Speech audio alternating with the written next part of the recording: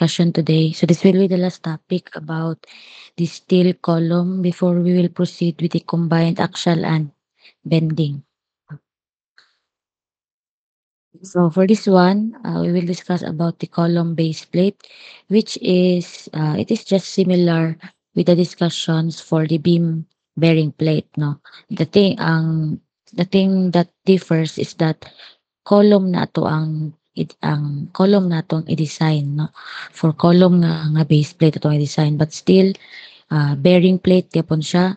But kung katong sa beam base plate is si beam ang ato ang itungtong sa ato ang base plate, for this one is column. So that means it is a connections between our steel column and a concrete pedestal or concrete footing, no. So I am hoping mas dali ni sa inyo i-grasp kay we are done with the beam bearing plate. So as illustrated here, we have this one, a most probably an I column, and then we have the base plate, and then the pedestal or pwede siya the footing. No? So as illustrated here, mag-present ba? Depende po na ang accreditation din po rin kinali mo kami. Pwede ako ito magklase. Kasi, hindi ka na. Pwede. Asa mo ko pwede magklase yun? Dahil lang klase ha? Dito na lang kay Sir Rex. Kay Sir Rex na lang ako. Wala ako sa yan ang klase mo. Ano lang klase sa kay mag-transfer sa ako.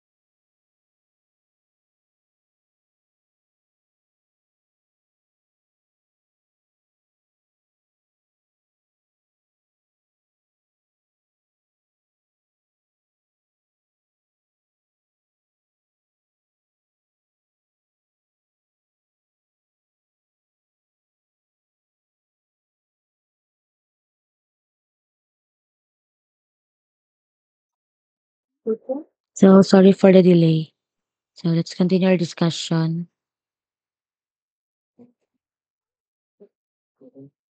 So for this one, we will design a column base plate. So again, as what I have mentioned earlier, it is just similar with the design for the beam base plate. It is ang ano lang is column, steel column ang ato ang i-resist. So wherein kung sa beam base plate, ang motungtong sa atong plate is rectangular in shape, 'di ba? Kay ang flange man, no? Aning flange man ang motungtong sa atong plate atong illustration. So dali siya i-calculate ang force divided by the area. For the column base plate is as you can see, kaning I section, no? Kani ang motungtong diri sa ato ang plate. So that means we will assume it or we will design it in a way nga kuan sa equivalent area nga CI section, i-transform na to into a rectangular in shape, no? So we will assume an equivalent area for that one, no, kay for the sake na rectangular ang ato ang i-resist sa ato ang base plate. So, as you can see, we have this one. We have the design bearing plate, the term used for the LRFT, and then they have the allowable bearing strength, and then you have the allowable bearing strength, which is term for AST. No, so therefore we need to calculate for the nominal bearing strength, or which is denoted as P sub P. No, which is based on the NSCP. We have this value. Then you just similar with the previous discussions, no, which is very common to you. You just simply divide it by your safety factor kung ASD or multiply it by phi kung LRFT. So for this one, same gapon, no. We have the on full area of concrete support if ang atong assumption is kung atong plate is moogid mismo ang dimensions ato ang concrete. If ever mas gamay ang atong plate kaysa sa atong concrete or atong footing or pedestal, then we will use the formula to be used for a on less than the full area of concrete support, which is equal to this one nga natay ratio, no, or given a square root of the ratio of your uh, area 2, which is the maximum area of the supporting surface, geometrically similar and concentric with the loaded area 1. So I will discuss it later, no, through a given example for this discussion. Then area 1 is of course the area of the base plate uh, bearing on support. Then we have this one that it should be your nominal bearing strength should be less than or equal to 1.7 FC prime A1. So we have this one. So as what I have said earlier, we need to have an equivalent rectangular column, no? Kay since we have an I section, kung ano to ning equivalent, mo ni siya kaning broken lines, no? Kana.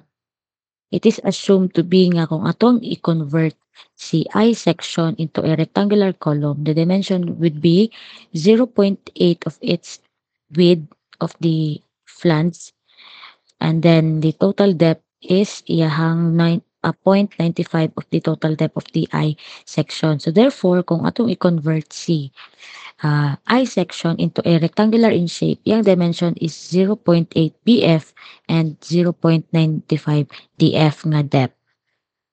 So it is assumed to bear on the base plate. So there, it is very crucial kay siya man ato ang kuan of force over area later, no? Nga mo to i-transfer na to kang uh, column base plate. So the actual bearing pressure on the supporting pedestal. So we have this one. We will equate the actual to the allowable, no? So nga na gid always ito ang conditions for us to design the plate, no? So same goes with your beam bearing plate last time. So for this one, we have the actual bearing pressure on supporting pedestals. So that means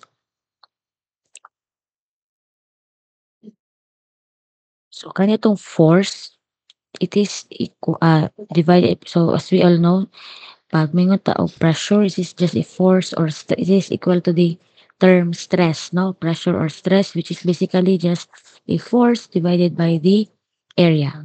So force, which is P divided by the area of your bearing plate, no? Which is mo to i-resolve CB times the N. So ito ang way sa pag-calculate here is for us to design for the thickness given for the so singgap mo sa itong miagi mag-design tag B, N, and then the thickness. So for this one, now as you can see, diri na ito gikuha tong formula sa moment nganong uh, diri na to makita ngano kana ang formula for thickness, no? So para dali na to siya masabtan para or kung I know most of you is memorize kayo ni square root of 3 FP x squared over FB, no? But this one is x na gamit dili na katong n kay x is either larger of the n or m depende no ako i-discuss later. So mo na nga tong i-derive asa siya naggikan. So as we all know, this is your bending stress no or flexural stress nga MC over I. So dira nagikan si thickness no. So mo tong magpag-defend ko sa PIT ko gina-explain nga ang atong thickness is based sa atong bending no. That's why ang base sa iyang formula natay allowable bending stress. Kay once ato ning i-load si load P, mo bend man ni ang ato ang plate. In that way, nasa'y tendency nga mo fail due to bending 'no. And then atong pangitaon is kung asa siya critical nga asa nga portion or asa nga section naay critical moment 'no. So the critical moment M on the plate is at section AA. So that means for example kung kani ato ang cross section, this one, the critical moment happened at the section AA. That means dire, no? So kung moagi na mo og discussion sa inyong foundation pohon, kung mahuman mo sa inyong RC yata yung prerequisite. So kana siya is you will know that in the in the foundation, ito yung ginatawag na critical section. So sa critical section is basically at the kani nga portion or kani nga section, no? Diri. So dira naay pinakadako na critical moment wherein so we have this one. Pero critical moment basically is kung diri na to siya i-cut at section AA, diri. So we have this stress no kani CFP. So kung ato siyang ano dira ang stress is distributed here ana. So we have this one. So kung kuhaon na to ang moment for this one, you just simply multiply it by the n, which is kani ato ang n, no? Mao ni siya nga length diri. So the thing is para kani na lang nga cross section, kani na lang nga area ato ang uniformly distributed na lang siya nga forces, no? O i-reason ha. So once imong ma-multiply sa n, supposedly is dapat tibuok area. So mura siya kana kung gi-derive ninyo ang stress diagram kanang sa inyong RC, no? Kanang ay compression block. So kana siya kung once imo ning n diri by multiplying this one instead nga ang atong distribution sa ato ang force is naka-area. So after once you multiply it by n, imong stress multiply by n. So stress, di ba, take note is it is in force divided by the area. So once multiplied na siya isa ka length, so instead nga butang tag kn divided by or Newton per squared supposedly si FP. After gi-multiply yan og so may mo na siyang Newton per or mo siya og uniformly distributed load which is kani nga portion diri no? Kani. So kani nga portion ang mag-cause og moment diri sa section AA. So we have this one and then take note kung naka-uniform load, recall sa inyong MDB I guess. So for example natay uniformly distributed load once ato siyang kuhaan og moment at say for example dire no taking into consideration nga magkuha ka og ano ah Study focuses on computer blocks, which commonly used outside, which commonly used in outdoor construction, as they are greater than these. moment arm. One of the major components, which is the cement, requires a lot of energy for production. So that Oh, sorry nga pa din siya. So i-times pa nato siya kang binong multiplication eh. So for this one, so para makuha nato ang atong concentrated load, so ito di ba nato uniform load nga kani nga portion which is this one. Multiplying it by the length which is equal to x. So that means may mo na siyang concentrated load. And then we have the moment arm nga kani which is equal to half of the length which is equal to x over 2. So getting we have this one cost information. We have the stress, the FP. Multiply it by X and N, which is the dimension of your stress block. Kung siya to stress block, no? Kana, atong distribute sa atong plate. So therefore, ang bili na lang is force, which is the concentrated force kani, no? Matangta ka na. Multiply it by the moment arm, mga X over 2. So we can get this 1. So equating this 1 to moment, mga itong value sa itong moment. So we will have this 1, MC, M times your C is equal to the half of your thickness, no? Kay mo na ito ang, kung magbuhat tag stress diagram dira, ana. That is what So C is located at the half of your thickness, which is mo itong neutral axis padulong sa atong outermost compression or tension fiber. So we have the T over 2 divided by the I, which is the moment of inertia of your section diri. Kani kung maputol siya diri, atong may imagine dira natay kani, no? Natay rectangular in shape dira. Una siya ang ato ang dimension where this one is your N and this one is your thickness. So taking the moment of inertia, we have the BH cube over 12, or atong base is the N, atong thickness, atong height is your thickness, no? So N T cube over 12. So we have this one. Your actual bending stress, which is equal to MC over I, equating to this one where MC over I, no kana? So we can get a 3p x squared over t squared. Wherein, you need to calculate for the thickness. So simplifying that one, then we can get this one as the formula for your thickness, which is basically derived sa capacity sa imuhang bending, no? Kay para mo to imong kabagaon sa imuhang plate, which is based on your actual bending stress. So, of course, atong actual equate ito siya kang allowable kay dili man ta kakabalo ko pilay actual bending stress ana niya given sa kanang unknown pa nga thickness. So therefore, for the unknown thickness, i-base ra nato siya kung pila ray kaya sa atoang or pila ray allowable bending stress na kaya sa atoang steel material nga gigamit, which is denoted as FB or 0.75 Fy. So this is just a derivation of what we have already know nga formula ni thickness last time, no? Where kadto siya is N lang atong gigamit kay isa one dimensional raman to siya, no? But for this one, of course, natay duha ka side. Either kani nga plate, no? Kay since ato siyang gi-assume, so this is dire to magamit ang atong assumption nga 0.8 BF o 0.95 D, no? Kay katong last time katong sa beam bearing plate dali ra siya i-identify kay isa ra ka inyong variable which is denoted as N. But of course for column is since lahi ang value ni 0.8, no? O 0.8 BF o 0.9 D, 95 D. So maglalahi ini ang measurement gikan sa kani nga edge padulong dira nga edge which is denoted as M. Same goes as diri nga edge padulong diri nga edge which is denoted as N, no? So therefore, naatay duha ka value, possible value ni X, which is for this one is whichever has the larger value between the N and then the M.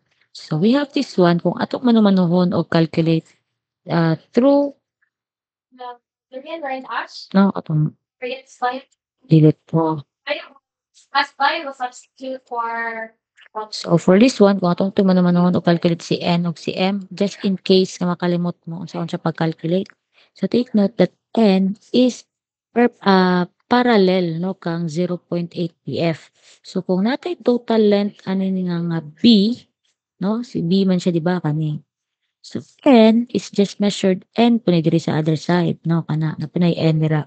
So therefore, we have N plus 0.8 BF plus another N is just equal to B. So kung imo siya i-derive, no?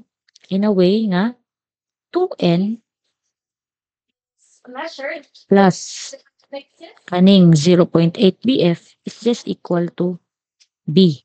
So simplifying that one, then we can obtain N as equal to this one. Just in case na makalimot mo sa formula, this kabalo mo asa siya derive. Katay N plus 0.8 BF plus N equals B. Then solve for N, then we can obtain this formula. Same goes as M. Si M is diri, no? Kaning measurement diri So, ang total length niya is N. So, we have the M plus another M diri. No? Naputay M diri. So, M plus M plus 0.95D, we can obtain the total length nga N. So, simplifying that one, then we can get M which is equal to N minus 0.95D divided by 2. So, whichever yields a larger value, then mo na to tong gamiton as value ni X in the calculations for the thickness. No? So, to better understand the topic, we have this one. The next one is the Ozolani. So there are two examples. The first one is full area of concrete support, and the second one is daily, no, as based on the illustration. So for you to identify or for you to use nagyod sa oning kani, no, kaning on lesser full area of concrete para makabalo taon sa ni si A2 ug si A1. But for the first example, we have this one. To compare the results and see if there is any significant differences between the conventional mix and the mix that has the reactors. So you have this one using ASD. So design the base plate for a wide flange 16 by 10 column used to support a 3,000 kilonewton axial load. So the base plate rests on full area of concrete support. That means atong plate mismo is kung pilay dimensions ato ang uh, pedestal mo putoy dimensions ato ang plate. No?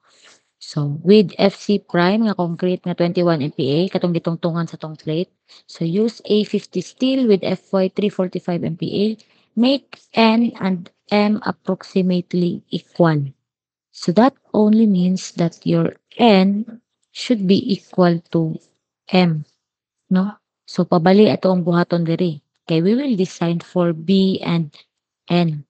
So we will assume in a way nga makadesign po ta og dili lang thickness but appeal si B and si N, assuming that your N and M are approximately equal, no?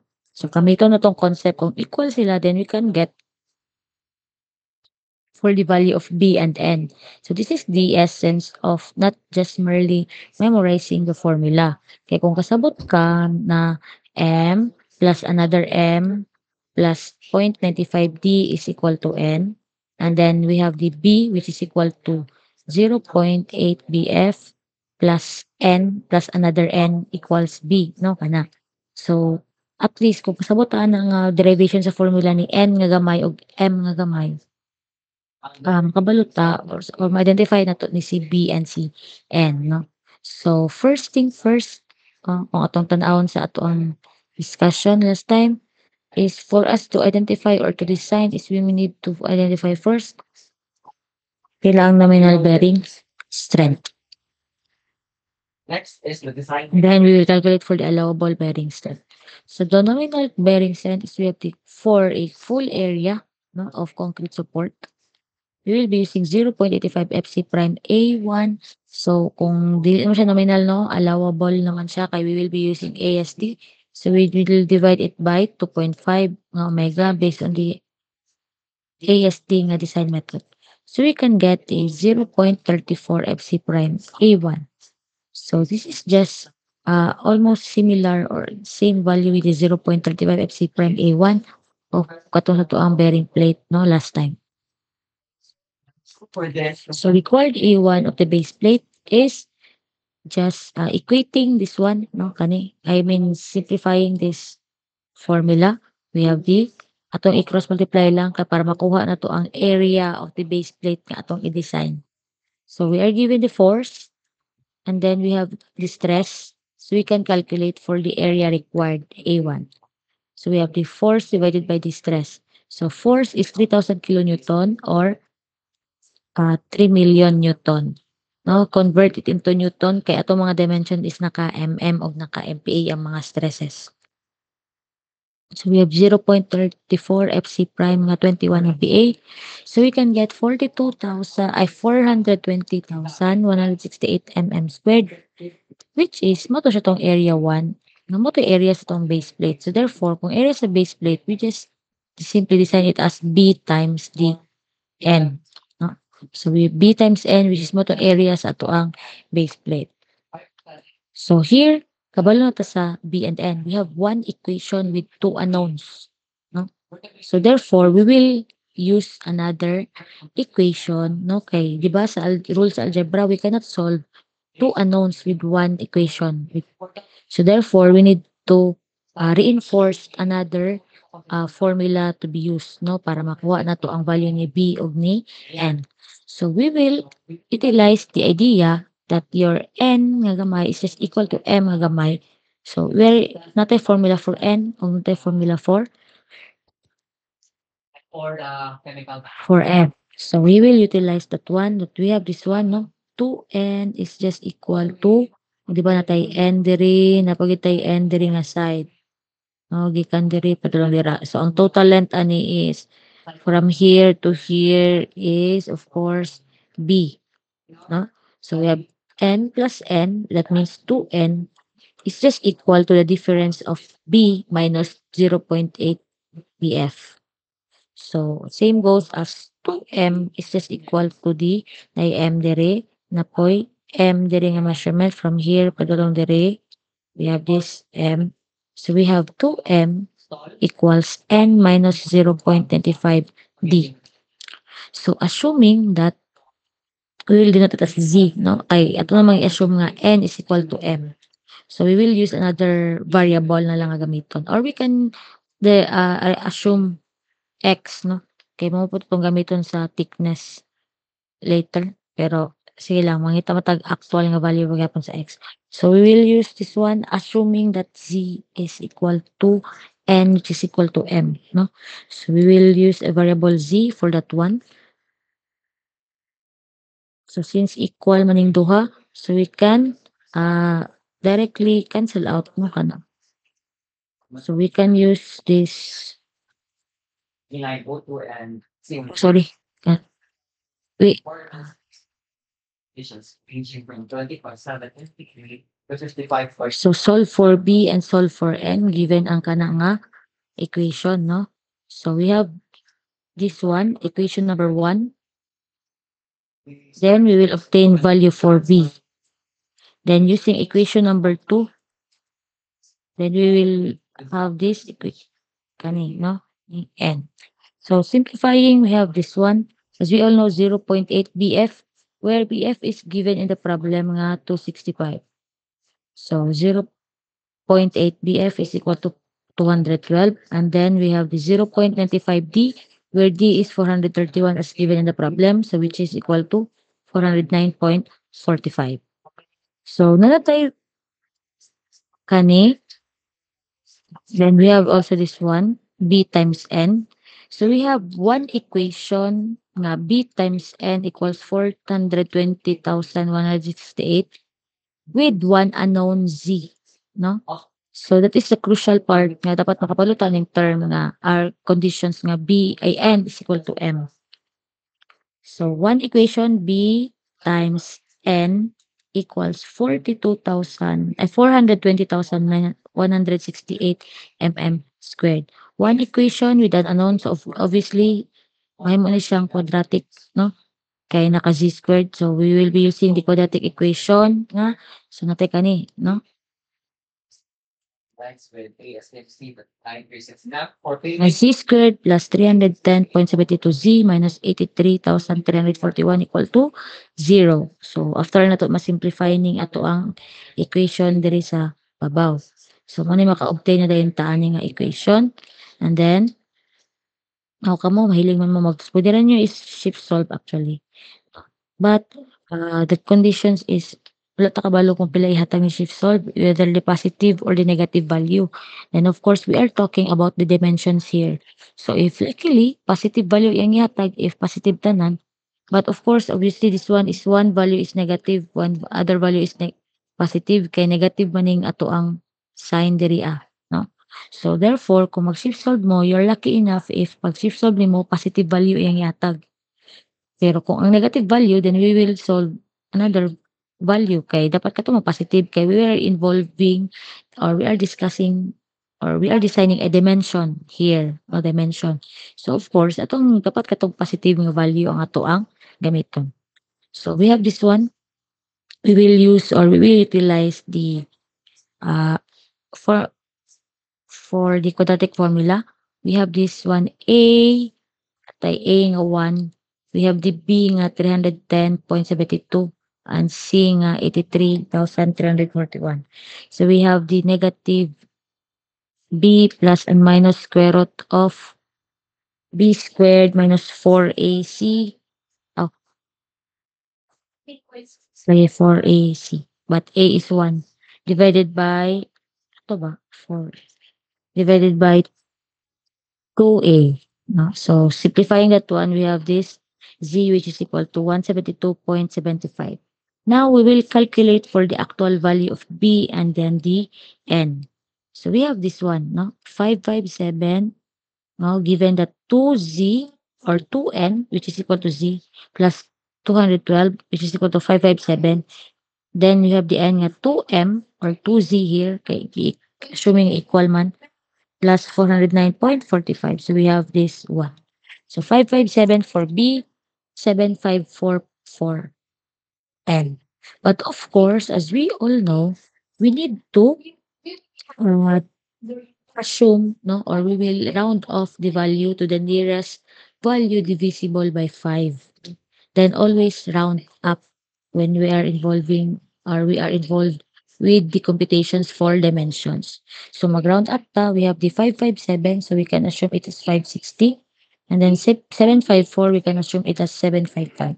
So from here, natay B of ni N. As we assumed earlier, N is just equal to M. But right after the pag-round off nato, obviously dili na mo equal si N ug si M. Kay ato namang gi-round off ang value ni B ug ni N. So dili na nimo equal kay 172.5 ang duha. So we will calculate for the new value for N and M.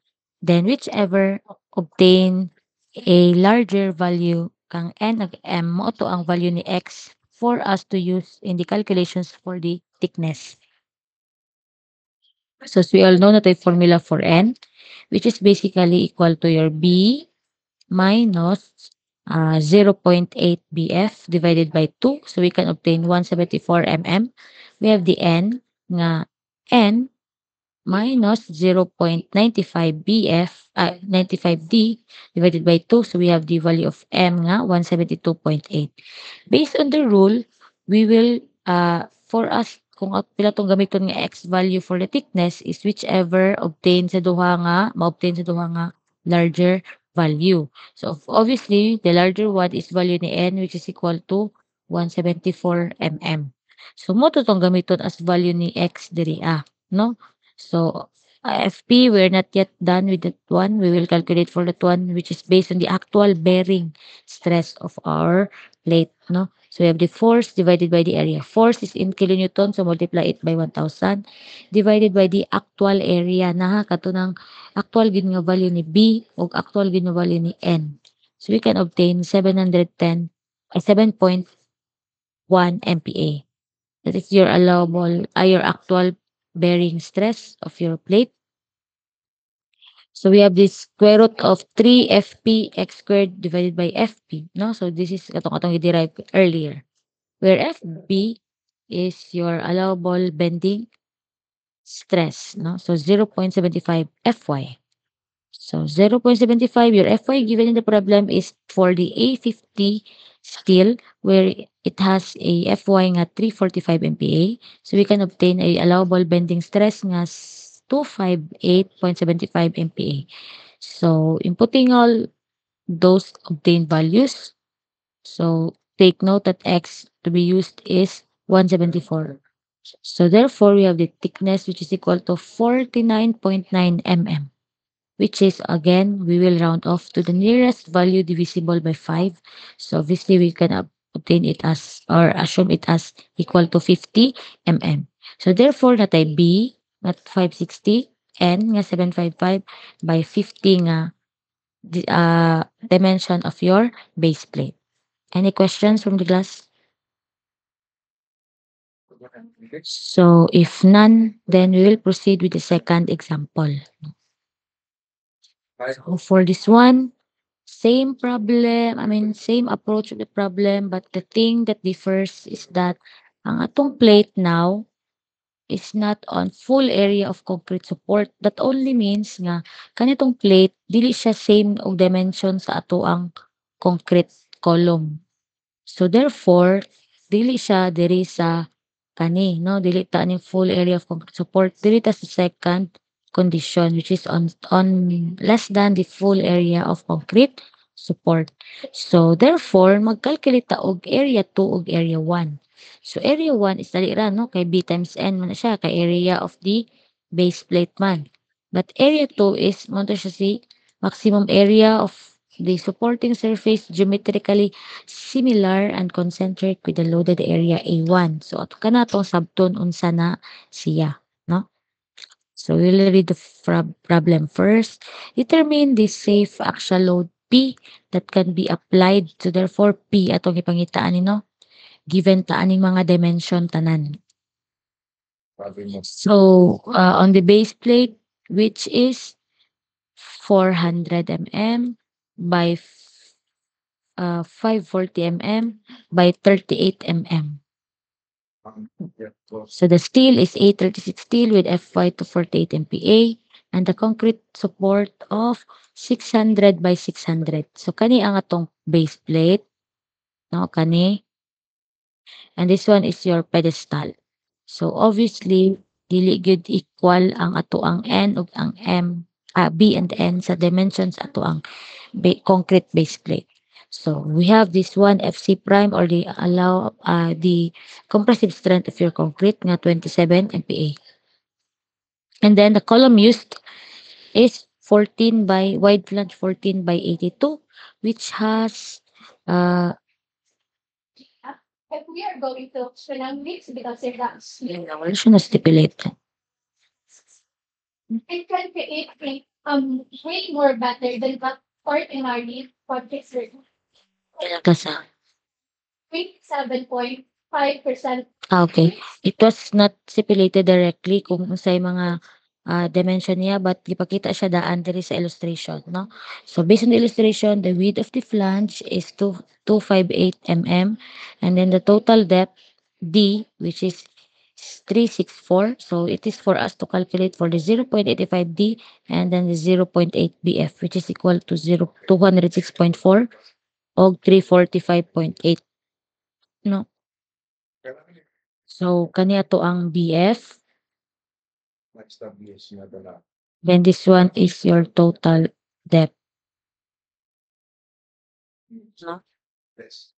So then we can calculate for the 0.95 D and 0.8 BF. So now, given tag kani nga dimension sa plate, and then atay kani nga dimensions sa ato ang column, no? So for this one, atong i-calculate is the allowable or the safe axial load P nga safe i-resist ani atong base plate of safe i-resist sa ato ang column. Pila na to ang i-allow. Given nga kani ato ang column, kani nga footing or pedestal. Given nga kani ato ang column, no? So first thing first na natin mga dimension. So pabaliktad atong pag-solve, no? Kay di ba supposedly dimension atong last makuha, force ang unang nga given. But for this case is baliktad ang problem. We are given all the dimensions to i-investigate kung pila iyang i-cater ra nga safe axial load P. So pabaliktad atong pag-solve, no? So since last na to ma-solve si thickness, for this one since pabalik, we will need a back solve, no? So given ta og thickness, we will calculate for all these values, no? Tanan. Thus FP is equal to kung ato i-simplify ni siya, no? Ato ang derive balik. Sorry. Wala lang. Why not Magna structural reasons? So we have this FP based on the formula ni thickness, no? So wherein need ta makabalo sa value ni X whichever kung kisay mas dako kang N o kang M, kang M o kang N. So therefore, we have this one, BF, no, for M, we have the N minus minus 0.95D, which is equal to 345.8 divided by 2. So we can obtain 97.1, where N is just equal to B, which is given in the problem, no? Minus 0.8 BF nga 206.4 divided by 2. So we have the N nga 96.8. Obviously, we have this one and kanipod. So, mas dako si 97.1. So therefore, we will use the value of x is equal to 97.1 equal to this one. So therefore, and also we all know that your FB or your allowable bending stress is just equal to 0.75 Fy, which is 0.75 of your Fy given in the problem is 248 MPa. So we can have the 186 MPa. So we can now then solve for the allowable actual bearings stress. Kay mo na to ang i-equate kang force divided by the area. So for the actual bearing stress, we have this kani nga formula nga 1/3 thickness cube thickness squared, which is based on this one. Ani, no? Sorry. Which is complicated no, 38. It should be 40, but for this sake of this given sa problem ato kana gyud atong gamiton no. Kay 38 may gatag diri. So we have the 1/3 thickness squared times FB nga 186 MPa divided by X nga 97.1. So we can obtain 9.5 MPa nga actual bearing stress. As we all know that the actual bearing stress is just equal to the force applied divided by the actual area of the plate. So we have the FB nga equal to 9.5 MPa, which is equal to this one, no? This is your Sige, boys, we are going to connect structural because Hindi mo mag-demo kung ano, hindi mo mag-demo o yes, play. Sige, take example nga po yung ganito. Ano niya po ano niya po ano ano niya test for certain places. so as the first obtained value, which is equal to your based on the bending of the plate, which is based on the thickness, no? Sorry. ako check, then we are going to conduct for 36 sample. Now without failing the bending, which is mo nang atong basehan is the thickness, we can obtain the P, which is equal to this one, no? Na 2,052,000 Newton, or just simply divide it by 1,000, so you can obtain 2,052 kilo Newton nga force P. Now, mag-calculate ta og second value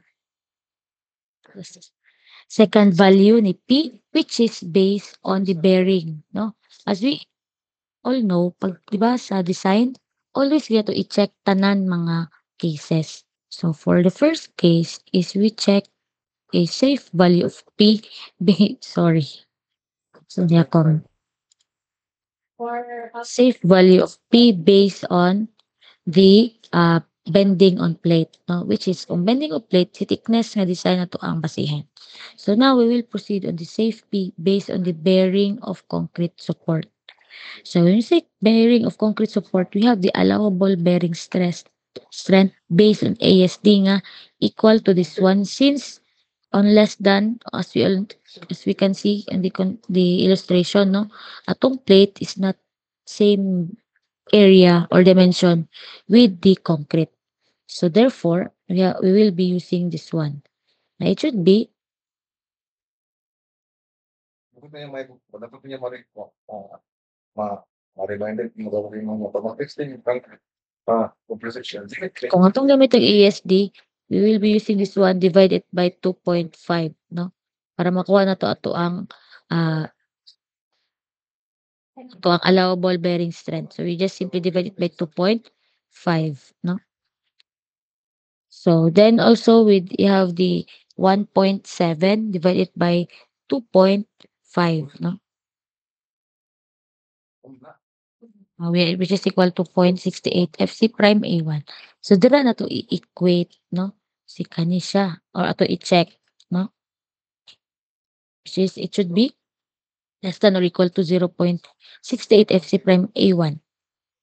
So therefore, we cannot proceed with the calculations kay dapat supposedly directly makasolve tag force P. But as we all know, wala pa ta kabalo sa area 1 o area 2, no? So for area 1, dali ra kay we can just simply multiply the given on the base plate na B times the N. So we have the 216 mm squared. For area 2, we have the maximum area of the supporting surface geometrically similar and concentric with the loaded area 1. So concentric, that means same sila og centroid or center. So ato na siyang i-expand in a way nga mo to yung maximum area nga mosagad siya taman dito sa dimension sa concrete. So mag-ratio and proportion ta. So if this is your 540, no? 540 ni siya nga dimension from dire, no? Gikan dire, dulong dire. Sorry for that. So kuno siya say 540. And then kani po nga dimension from here to here mo po na siya si 400, no? So mo na makuha to si A1 directly. Then ato siya i-expand in a way nga masagad niya siya si concrete. So unsaon to siya? Mag-ratio and proportion ta. So si 400 ato siya i-expand in a way nga Actually, sa camp to play flat. so say for example mangita tag bag-o nga value ni base. Kay bali atong i-expand kani si 540 i-expand na taman mahimo siyang 600, no? So that's why ato i-ratio and proportion the 400, no, kani 400 divided by 540, the ratio and proportion between your the ratio of your N ay B, oh sorry, N over the B. So baliktad. So B divided by the N, no? Ayos. So since si 400 ato ang i-expand until masagad ni 540 si 600. So mo ni siya, no? Si 400 ang numerator divided by the 540 nga denominator. Equate nimo sa pilay unknown nga value ni 400 kung ni-expand na to si 540 into 600, no? So therefore na tayo unknown x. So therefore we can calculate nga x is equal to 444.4. So na natin bag-o nga area. Kaning broken lines dire, ani Sobrang treatment. Masaya suka. no? Suka yung Instead nga plate kana na. So we have the new area nga 444.4 times 600. So we have the area 2 nga 266,664 mm squared. So we can now calculate for the force P, which is equal to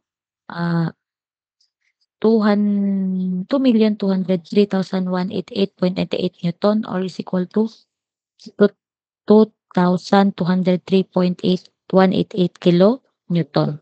No, where it should be less than or equal to 0.68 FC prime nga kani. So obviously less than man si 2,203, no, kaysa kay 3,965. So therefore our force P based on ASD based on the bearing of concrete support. So atong mo-govern nga value is kani. So therefore duha atong na-obtain based on the bearing and then based on the bending. So unsa matong basihan gani nga kung kisay safest load P kadtong smallest force obtained sa duha sa all conditions. Kay para safe siya for both bending o kang bearing. So this one is 2,052. Then the other one is 2,203. So obviously this one is mas gamay ang value. So therefore ang mo-govern is kani nga value, no? So therefore the safe value P of P is 2,052 kilonewton based on bending ang mi-govern. But dili ni siya all the time based on bending. So therefore, you need to check for both two cases, then compare whichever will obtain a smaller value, no? Or smallest value kung daghang paglaing conditions nga i-check. So that concludes our discussion for column. So the next topic will be a combined axial and bending, which will be tackled on next Monday na, no? Kay holiday man on Thursday. Sa inyo. Any questions from the class? Diretso mo lang yung kanay. Di mo ko sir, di mo lang laking ko ng game kay in person. So if no other question, kada lang. Okay, isa man.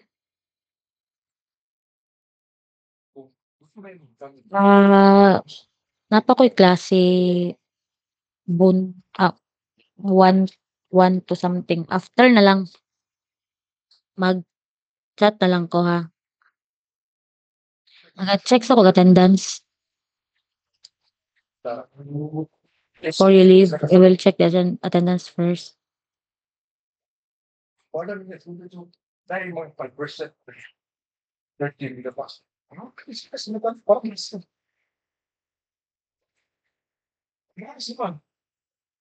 Hindi mo yung Aguilar. gusto niya isolve. Hindi ka lang na problem.